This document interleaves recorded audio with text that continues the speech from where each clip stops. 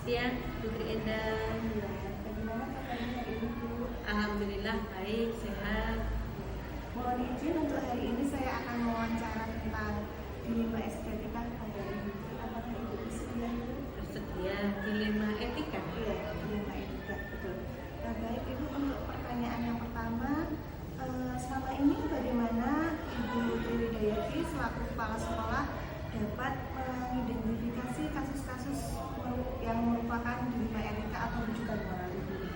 Dilema etika itu kan suatu kasus yang terjadi dengan peserta didik, yaitu kaitannya dengan adanya pertentangan, istilahnya apakah saya harus memihak pada anak ini atau apakah saya harus memberikan istilahnya konsekuensi kepada anak itu untuk hal-hal yang mungkin kaitannya dengan kasus-kasus yang kaitannya dengan dilema etika. Jadi ada yang mungkin anak itu kalau dipertahankan bagaimana, kalau kita lepas bagaimana, lah itu yang kasus-kasus kaitannya dengan dilema etika. Cara saya untuk mengatasi masalah kaitannya dengan dilema etika, yaitu kami bekerjasama dengan guru-guru, dengan kesiswaan, dengan bimbingan konseling, yaitu untuk mengidentifikasi permasalahan apa yang dilakukan oleh anak itu. Dari menganalisis masalah itu, kemudian kami pilah. Karena anak itu permasalahannya tidak hanya kaitannya dengan apa yang terjadi di sekolah, tetapi latar belakang keluarga itu jauh lebih memungkinkan untuk menimbulkan suatu masalah anak itu di sekolah. Jadi ada kita ingin mempertahankan, tapi di sisi lain anak itu banyak melanggar ya Ibu. Terus selama ini lalu bagaimana Ibu, selain tadi yang Ibu jelaskan, pengambilan keputusan di sekolah itu terutama kasus-kasus di mana ada dua kepentingan yang sama-sama benar atau sama-sama mengandung nilai kebajikan Ibu? Suatu kasus contohnya, kami selalu bekerjasama dengan wali kelas, kami bekerjasama dengan guru BK, kami bekerjasama dengan kesiswaan, kami kaji permasalahan apa yang ada di anak. Kemudian sebagai contoh seperti ini, anak itu dari kecil itu oleh keluarganya sudah tidak diperhatikan, bapaknya sudah kawin lagi, ibunya sakit sehingga ibunya itu dipulangkan ke rumah neneknya, dan anak ini tidak bisa ketemu lagi dengan ibunya. Anak ini hidup sendiri dan keluarga dari bapaknya tidak mendukung pertumbuhan anak ini, sehingga dari kecil anak ini ya istilahnya mengusahakan apa yang menjadi kebutuhannya itu sendiri, dan bapaknya hanya sekali waktu saja dia menengok anak yang ada di rumah. Kemudian dia kan dari kecil sudah berusaha untuk menjadi pemulung, jadi untuk mencukupi kebutuhannya dia menjadi pemulung, sehingga di situ karena dukungan dari keluarga itu kurang, dukungan kasih sayang dari keluarga kurang, akhirnya anak ini ada niat untuk mau mengambil barang yang bukan menjadi haknya. Tetapi dalam mengambil ini dia tidak mengambil uang, tetapi hanya untuk barang-barang yang bagi dia yang dibutuhkan. Itu istilahnya permasalahan itu. Di lain itu, dilema yang kedua, anak ini memang melakukan itu karena tidak ada kasih sayang dari keluarga maupun dari orang dewasa. Oleh karena itu kami analisis apa permasalahannya, kemudian kami berikan jalan keluar, kemudian kami titipkan anak ini ke pondok pesantren dengan harapan dia secara agama juga mendapatkan pendidikan, dia juga secara kebutuhan juga sudah ada pemenuhan di situ. Tetapi kan namanya perubahan karakter itu kan tidak bisa dilakukan secara cepat, sehingga dilemanya apakah anak ini kemudian ada minat dia untuk mengambil barang-barang seperti pulpoin, lah seperti itu. Dilemanya anak ini menjadi pencuri, tetapi di lain pihak karena anak ini melakukan itu karena memang anak itu tidak tahu hal-hal itu adalah istilahnya merugikan atau atau hal yang tidak benar itu dilakukan. Oleh karena itu ya karena tidak ada mendapatkan dari pendidikan di dalam keluarganya. Itulah dilema etika yang sering kali kami timbul. Apakah kami masih mempertahankan? Apakah kami akan mengembalikan ke orang tua? Kalau kami kembalikan kepada orang tua, anak ini pasti tidak akan sekolah. Maka kami mengambil anak ini masih kami pertahankan dengan kami berikan di pondok pesantren dengan harapan karakter atau perilakunya itu akan berubah. Begitu. Jadi memang dari karakter keluarganya sendiri. Iya, Jadi kita fokusnya mau memberikan apa yang tidak diberikan oleh keluarga. Iya, betul. Kadang mungkin anak-anak tidak mengerti ya, Bu. Iya. Kasih sayang dari kita itu mereka Iya. tidak mengerti. Kemudian hal apa saja yang selama ini merupakan tantangan dalam pengambilan keputusan pada kasus-kasus dilema etika ini? Tantangannya yaitu dari apa yang kami ambil itu seringkali ada guru yang karena belum mengetahui latar belakangnya, analisisnya juga dia belum memahami, kemudian seringkali ada tantangan dari guru, lah anak yang sudah mempunyai sifat seperti itu kenapa harus dipertahankan? Padahal sebenarnya anak ini memang butuh, yang dibutuhkan itu adalah kasih sayang dan perhatian. Nah, itu yang seringkali menimbulkan tantangan bagi kami bahwa anak ini kalau kita mau berhasil menjadi pendidik ya anak ini kita upeni, kemudian karakter bisa berubah, nah itu yang menjadi tantangan bagi kami. Berarti tantangannya adalah dari guru-gurunya begitu Bu. Persepsinya Dari lingkungan, mungkin tidak sama lingkungan, baik guru, dari siswa, ya. mungkin malah tambah dibully gitu. Ya, anak itu seringkali dibully oleh teman-temannya. Ya, jadi bikin dia semakin down dan semakin melakukan Ya, hal-hal yang betul tidak. gitu. Ya, baik Bu. Kemudian untuk selanjutnya, apakah Putri selama ini memiliki sebuah tata kala atau jadwal tertentu dalam sebuah penyelesaian kasus dilema etika, ataukah Ibu langsung menyelesaikannya di tempat atau memiliki sebuah jadwal penyelesaian bentuk prosedur seperti apa yang Ibu jalankan?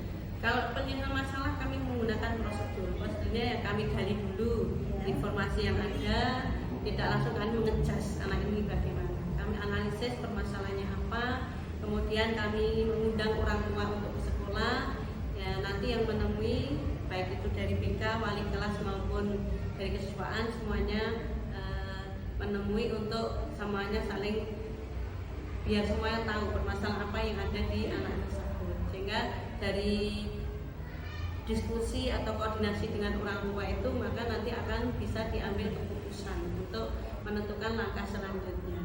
Niat untuk mau mengambil barang yang bukan menjadi haknya, tetapi dalam mengambil ini dia tidak mengambil uang, tetapi hanya untuk barang-barang yang bagi dia yang dibutuhkan. Faktor apa yang selama ini mempermudah atau membantu Ibu dalam mengambil keputusan dalam kasus-kasus dilema etika ini?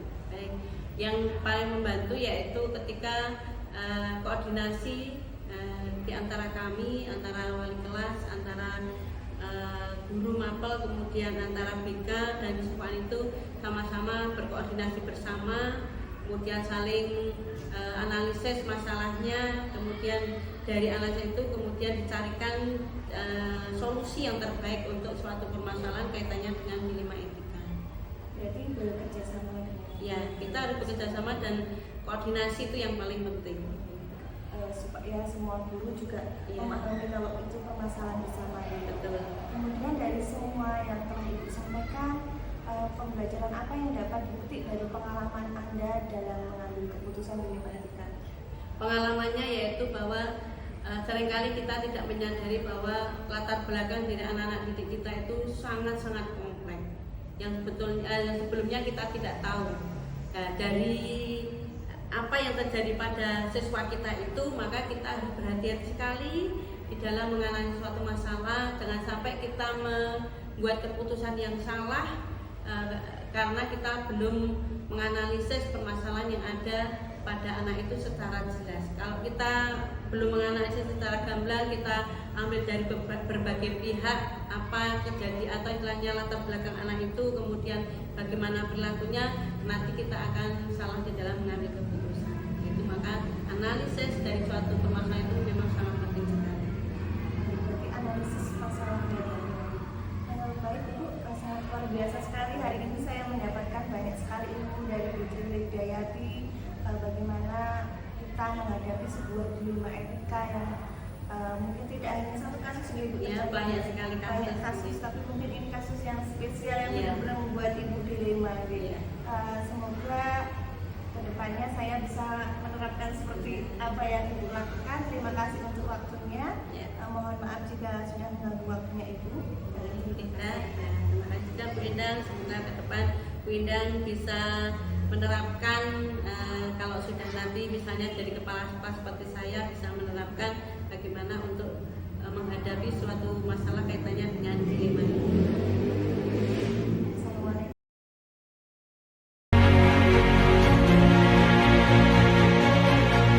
Assalamualaikum warahmatullahi wabarakatuh. Waalaikumsalam warahmatullahi wabarakatuh. Ya, selamat sore Ibu Yuli. Selamat sore Mbak. Ya, bagaimana kabarnya hari ini Bu? Alhamdulillah hari ini saya sehat. Bagaimana jenengan kabarnya? Alhamdulillah saya juga sehat. Mohon izin saya meminta waktunya dari Ibu Yuli selaku kepala sekolah untuk saya wawancarai tentang dilema etika. Ya Mbak, silahkan.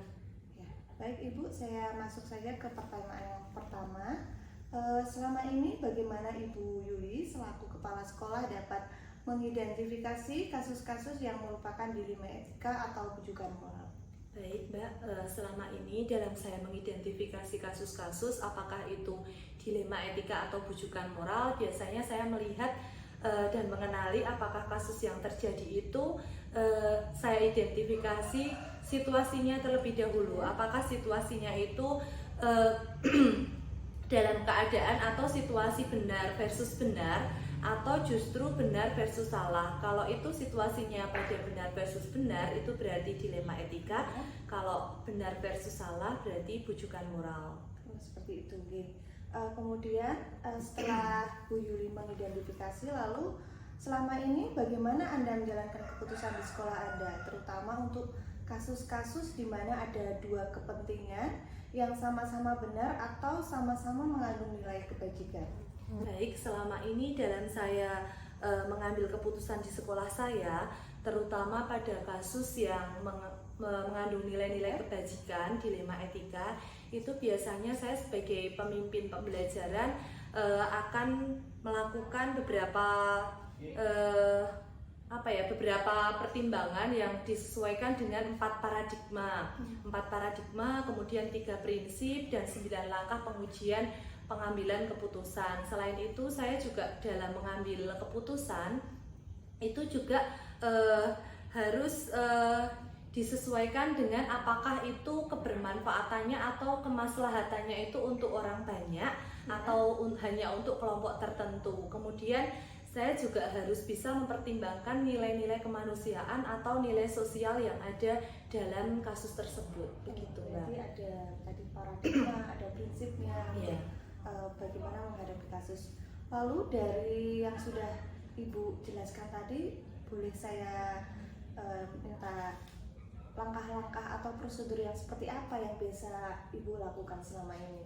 Baik, untuk langkah-langkahnya, meskipun saya sebenarnya baru ya Mbak jadi kepala sekolah baru Ya. per 15 Desember. Baru per 15 Ya, kemudian saya baru di sekolah baru saya itu baru mulai 2 Januari. 2 Januari. Ya, jadi mungkin belum banyak kasus-kasus yang saya ambil keputusannya, namun ada beberapa kasus yang sudah saya ambil keputusan dan dari apa yang sudah saya alami selama ini, kemarin itu saya mencoba menerapkan 9 langkah pengambilan keputusan. Meskipun belum sempurna 9 langkah itu saya terapkan semua.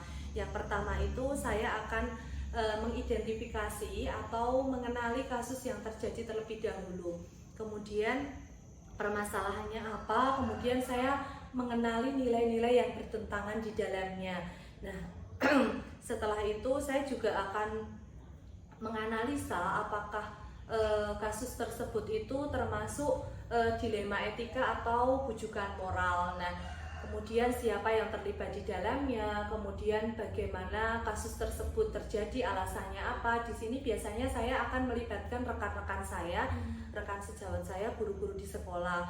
Kemudian setelah itu saya juga akan mengumpulkan fakta-fakta dengan dibantu oleh Bapak Ibu guru. Kemudian kita analisis kasus yang terjadi, kita lakukan pengujian benar salah. Baru setelah itu kita bersama-sama berdiskusi untuk mengambil keputusan apa yang terbaik dari masalah tersebut. Setelah kita ambil keputusan, baru kita refleksikan apakah keputusan yang kita ambil itu sudah tepat atau belum, begitu Mbak. Ya, berarti intinya ada kerjasama antara rekan sejawat, guru-guru, dan mungkin dari berbagai pihak. Iya betul, iya tergantung kasusnya itu Kasusnya, apa, kasus iya apa, gitu Mbak. Kalau memang kita harus berdiskusi dengan murid ya kita libatkan Iya, murid. Kalau kita harus libatkan, berdiskusi dengan pemangku kepentingan ya kita diskusikan dengan pemangku kepentingan, tergantung kasus dari yang kasusnya. terjadi ya. Oke, luar biasa sekali Ibu. Kemudian hal-hal apa yang selama ini Ibu anggap efektif dalam pengambilan keputusan pada kasus-kasus dilema etika yang mungkin terjadi di sekolah Ibu? Baik, kalau menurut saya yang paling efektif dari pengambilan keputusan yang dilema etika itu memang betul bahwa ketika kita mengambil sebuah keputusan itu kita harus disesuaikan dengan 4 paradigma, kemudian 3 prinsip dan 9 langkah pengambilan keputusan. Kemudian dalam kita mengambil keputusan kita juga harus memperhatikan dampak jangka panjangnya terhadap kasus tersebut begitu. Sehingga dalam mengambil keputusan itu kita benar-benar efektif dalam mengambil keputusannya begitu. Selain itu juga dalam mengambil sebuah keputusan menurut saya akan sangat efektif ketika kita bisa melibatkan semua pihak yang terlibat dalam kasus tersebut seperti rekan sejawat atau pemangku kepentingan atau warga sekolah yang lain gitu Mbak. Ya, kemudian dalam Ibu menjalankan langkah-langkah itu tentunya tidak bisa berjalan mulus ya Ibu. Iya, Pasti banyak hambatan atau tantangan. Mungkin Ibu bisa menjelaskan tantangannya apa Ibu dalam menjalankan langkah-langkah tersebut? Ya, tentunya ketika kita menghadapi sebuah tantangan dalam dilema etika itu memang pasti ada. Terutama ketika kalau dilema etika itu kan 2 pilihan yang benar lawan benar ya Mbak. Jadi kan ketika kita mau mengambil keputusan itu benar-benar terkadang itu kita ya benar-benar dilema gitu mau mengambil yang mana. Dan satu hal yang saya pedomani bahwa ketika kita mengambil sebuah keputusan itu tidak akan pernah bisa memuaskan semua pihak. Nah, jadi ketika kita mengambil keputusan, tantangannya pasti ada salah satu atau mungkin beberapa pihak yang tidak terpuaskan dengan apa yang sudah kita putuskan ya. Tapi selain dari itu ya yang namanya sebuah keputusan itu ketika sudah disepakati ya memang betul-betul harus dihargai, dipedomani dan dilaksanakan. Ya tantangannya itu pasti ada beberapa pihak atau mungkin satu pihak yang kurang puas terhadap keputusan kita. Tapi kita bisa Mbak mempertimbangkannya dengan apakah keputusan yang kita ambil ini membawa manfaat untuk banyak orang atau tidak, kemudian dampaknya untuk jangka panjang atau tidak begitu Mbak, sehingga tidak terlalu banyak orang yang dirugikan dengan keputusan yang kita ambil. Karena memang benar kalau di mana ada keputusan itu pasti ada konsekuensinya ya. Jadi betul. Kesepakatan bersama mana yang konsekuensinya bisa paling kecil, iya betul Mbak. Paling kecil. Iya. Dan tadi Ibu sudah menjelaskan ada tantangan. Kemudian ketika ada sebuah kasus dilema etika di sekolahnya Ibu, adakah jadwal khusus? Misalnya Ibu menjadwalkan setiap hari apa atau mungkin setiap koordinasi atau bagaimana Ibu menghadapi kasus itu? Kalau saya biasanya terkait dengan jadwal khusus itu saya lihat dari permasalahan yang terjadi Mbak. Apakah permasalahan itu urgent atau tidak, apakah harus sesegera mungkin kita atasi atau tidak. Tapi diusahakan ketika ada permasalahan itu jangan dibiarkan terlalu lama untuk tidak segera kita ambil sebuah keputusan. Dan yang kedua, apakah masalah yang terjadi itu harus dengan pertimbangan berbagai pihak. Contohnya apakah harus melibatkan pemangku kepentingan, apakah harus melibatkan komite misalnya seperti itu. Kalau memang harus melibatkan pemangku kepentingan dan komite misalnya, itu kita memang harus mengadakan jadwal khusus karena kita harus tidak bisa dengan serta-merta hari ini kita mau bermusyawarah terkait masalah tersebut, Mbak. Tapi kalau hanya dengan Bapak Ibu guru, kita mungkin bisa sewaktu-waktu ya untuk segera menyelesaikan permasalahan yang terjadi begitu. Baik, jadi dari faktor-faktor itu tentu ada sebuah dukungan dari mungkin Bapak Ibu guru atau hal lain yang membantu Ibu dalam menyelesaikan masalah. Baik, kalau faktor-faktor yang mendukung saya dalam mengambil keputusan untuk menyelesaikan sebuah masalah, terutama pada dilema etika ini tentu ada, Mbak. Karena kan terus terang saja saya masih baru ya, Mbak, masih sangat sedikit sekali pengalaman yang saya miliki. Kemudian saya juga yang namanya kepala sekolah itu kan susahnya di ngemong roso ya, Mbak, kalau orang Jawa. Kalau mungkin ketika melaksanakan tugas-tugas kita bisa belajar, tapi yang namanya ngemong roso itu kan tentu kita harus dengan berbagai pertimbangan seperti orang-orang yang lebih tua, lebih senior, rekan sejawat kita yang mungkin dituakan di situ. Nah, faktor pendukungnya menurut saya tentu dari rekan sejawat saya di sekolah itu biasanya saya akan selalu meminta pertimbangan baiknya seperti apa nggih Bapak Ibu, seperti itu, sehingga ketika kita mengambil sebuah kebijakan itu tidak serta-merta dari kita pribadi begitu. Kemudian yang kedua, kalau memang kita membutuhkan pertimbangan faktor pendukung yang lain itu dari pemangku kepentingan di situ, warga sekolah. Kemudian yang ketiga dari kepala sekolah yang saya rasa sudah senior, yang sudah lebih berpengalaman untuk dimintai Mbak, ya pendapat ya begitu, Mbak. Ya, baik Ibu, tadi teorinya seperti itu ya Ibu. Tapi mungkin Ibu bisa diceritakan sedikit mungkin ada kasus apa yang menarik selama ini, atau kasus apa yang membuat Ibu Yuli itu, walaupun Ibu Yuli baru 1 bulan, mungkin ada sebuah kasus dilema etika yang membuat Ibu mendapatkan sebuah pengalaman yang berharga. Baik. Ada Ibu? Ada. Kemarin itu kebetulan kan di Candi Mulyo sini mau ada pesta siaga ya, Mbak. Dan sekolah saya itu sekolah yang sangat kecil karena jumlah muridnya dari kelas 1 sampai kelas 6 itu hanya 48 anak. Sedikit sekali. Ya, sedikit. Nah, kemudian untuk dana bosnya kan juga sedikit karena kan kita itu satu semester hanya mendapatkan 21.600.000. Nah, itu pun dibagi 6 bulan. Sedangkan untuk kegiatan lomba itu yang bisa di SPJ-kan hanya perjalanan dinasnya, Mbak. Untuk konsumsi anak-anak itu tidak bisa di SPJ-kan. Konsumsi anak-anak Bapak Ibu guru itu tidak bisa. Sedangkan kemarin itu untuk pesta siaga itu kan sampai sore, Mbak, sampai jam 4. Nah, di sini itu saya benar-benar merasakan dilema etika, betul ya, Mbak, di sini. Karena kan di sisi lain saya kalau berpedoman pada peraturan itu memang tidak boleh ketika kita menggunakan dana bos untuk konsumsi anak-anak atau guru kalau misalnya sampai sore seperti itu. Sedangkan dirasa pedulinya saya itu nggak enak juga dan kasihan juga, Mbak, ya, karena kan ya itu tadi yang namanya ngomong rosok itu kan yang susah, Mbak.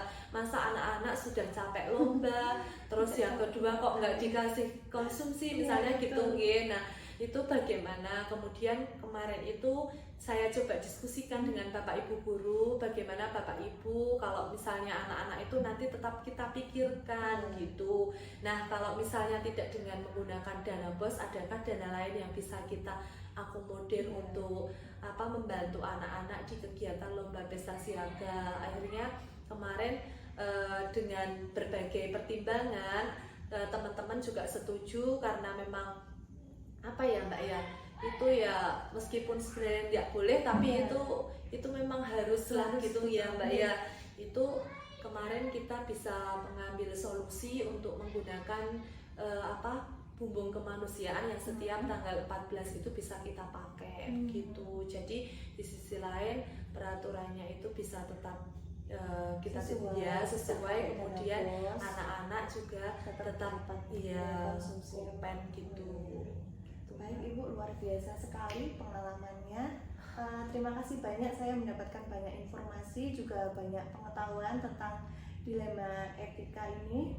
Mudah-mudahan nanti ketika saya sudah selesai menjadi guru penggerak, saya bisa mempraktekkan apa yang tadi Bu Yuli sudah jelaskan. Amin. Sama-sama Mbak.